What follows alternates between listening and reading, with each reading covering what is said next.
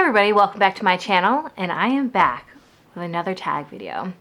Today I'm going to be doing the New Year book tag that was created back in 2018 by Bookables.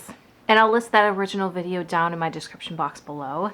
And I am going to change the questions a tiny bit, only because it was created back in 2018, the questions still say 2018, and we're just going to obviously switch it out for 2023. Very much like the last tag, I'm just going to go ahead and jump right into it. Question number 1, how many books are you planning to read in 2023? And every year I make a reading goal of 50 books. As long as I hit 50 books, I'm rather happy about it.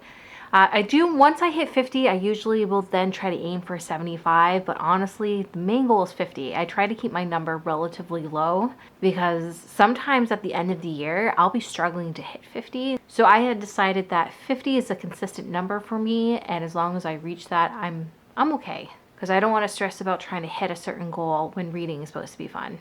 But at the same time, I can be a really competitive person, so I think that's why I think 50 is a really good number for me. Question number 2, name 5 books that you didn't get to this year, but want to make a priority in the next year. All these books in my list are actually by authors I've read previously, and I've enjoyed their work enough to where I would like to continue to read more of their stuff. Book number 1 is A Prayer for the Crown Shy by Becky Chambers. I read the first book for my book club, and I really enjoyed it.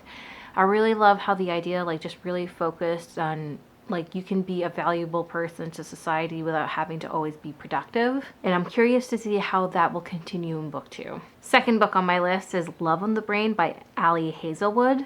I really enjoyed her first book, at least the first book I read, which is Love Hypothesis. I don't know if this is a sequel or if it's its own standalone.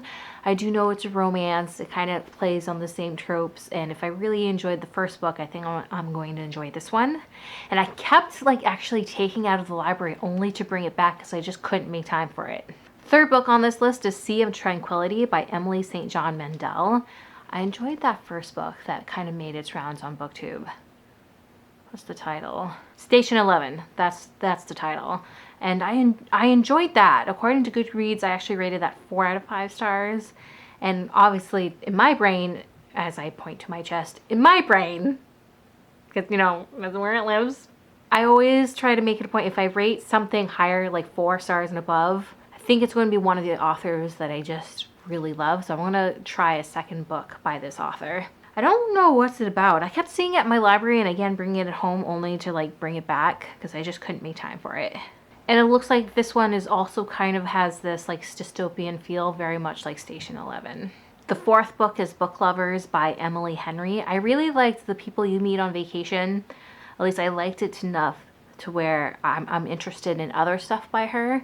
In fact, I actually have a book by Emily that's on my anticipated reads list. But here now, I've clearly been meaning to read The Book Lovers, which I think came out this year, so I don't know if I'll actually get to the book that's meant to come out in the next year. But I'm on this big romance kick right now, and I really want wholesome, fluffier reads. Granted, some romances aren't necessarily wholesome. They can be pretty toxic, especially in some relationships. But I've lately been in this really big romance kick, and I think I want to continue that in the upcoming new year. And this last book is All My Rage by Sabaa Tahir. I haven't finished the series. I've been meaning to finish the series. I don't know what it is, but I've been really bad about finishing series. I read the Ember and the Ashes series, or at least book 1 and book 2, and I love how she really does her world building. But this one isn't a fantasy book. I think this is actually a fiction book, just regular contemporary fiction. And I am super interested in seeing how she flits between the genres. So question number 3, what genre do you want to read more of? And like I said in the previous question, right now I'm just very much in a romancy kind of reading habit right now, and so I want to continue that. I tend to not really make these type of goals I want to read more fiction or nonfiction, because I'm very much a mood reader, and frankly I can say, I would love to read more nonfiction, and at times I do. But I won't pick it up if I'm not in the mood for it. So as of now, I'm going to say tentatively, I don't have any real goals in regards to what I want to read more of. Only read what will spark joy, read what will keep me out of a reading slump. Question number 4, name 3 non-book related goals for 2023. And if you're new here, I freelance as an actor. This year has been a really productive year for me in regards to that. I've had bigger opportunities come my way. Granted, I didn't get them. It ended up not working out. But the fact that I'm even making it in those audition rooms, I wouldn't have thought it possible a couple of years ago. So there's definitely been a lot of growth this year for me. So every year I try to make goals in regards to that. One, I want to join the union. This year I was finally able to be eligible to join the union. In order to join SAG-AFTRA, you have to work 3 days as a union person to join the union, or at least be eligible to join. And I got my 3rd voucher not that long ago, and so I'm officially eligible. So now it's just a matter of getting the union dues together and making that official. So goal number 1 is to actually join the union. But right now, with how my money situation is, I don't see that happening until maybe late spring, early summer. Goal number 2 is to learn enough French or another language to hold a conversation. I have been taking French. Not really. I've been like playing Duolingo for a while.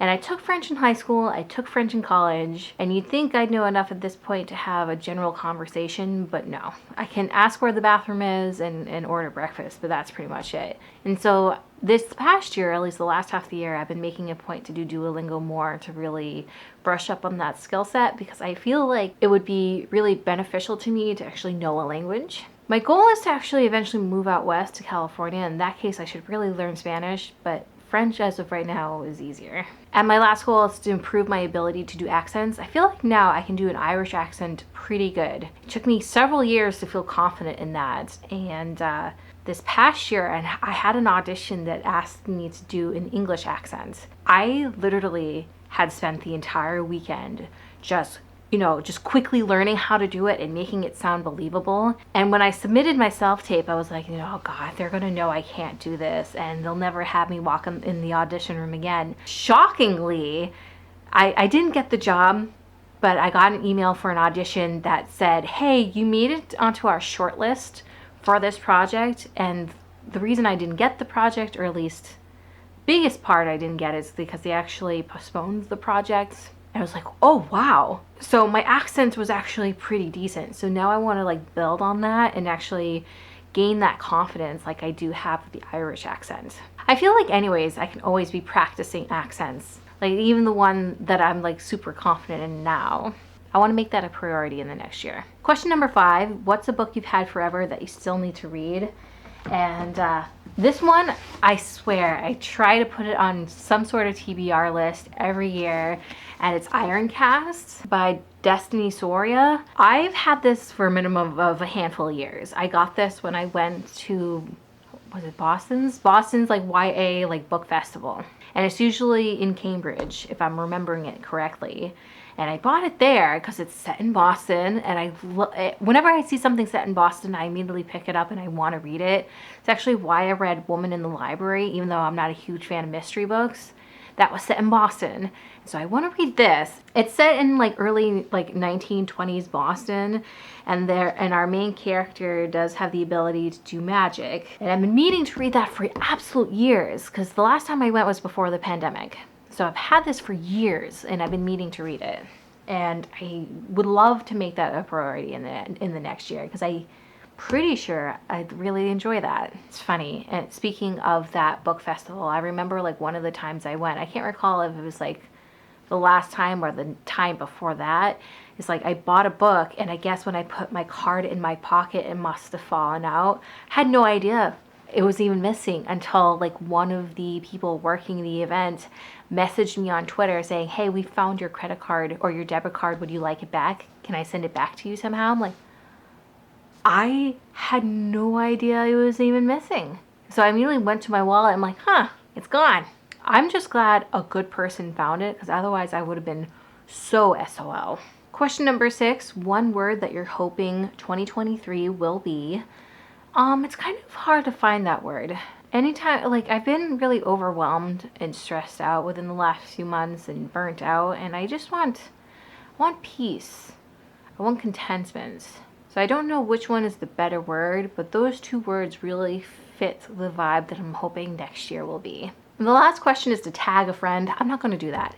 I'm really late in filming this video and getting this out in time for New Year's Eve. So if you would like to do the tag, absolutely say Rachel from Boston Book Biddy tagged you, but I'm not going to really worry about that. Let me know down in the comments how you would respond to some of these. And if you don't really have anything to add, just leave an emoji. That way it lets me know you were here. Of course, my battery died just as I was trying to wrap things up. As always, I hope you guys enjoyed this video, and I guess it's ta-ta for now. Bye guys, and Happy New Year.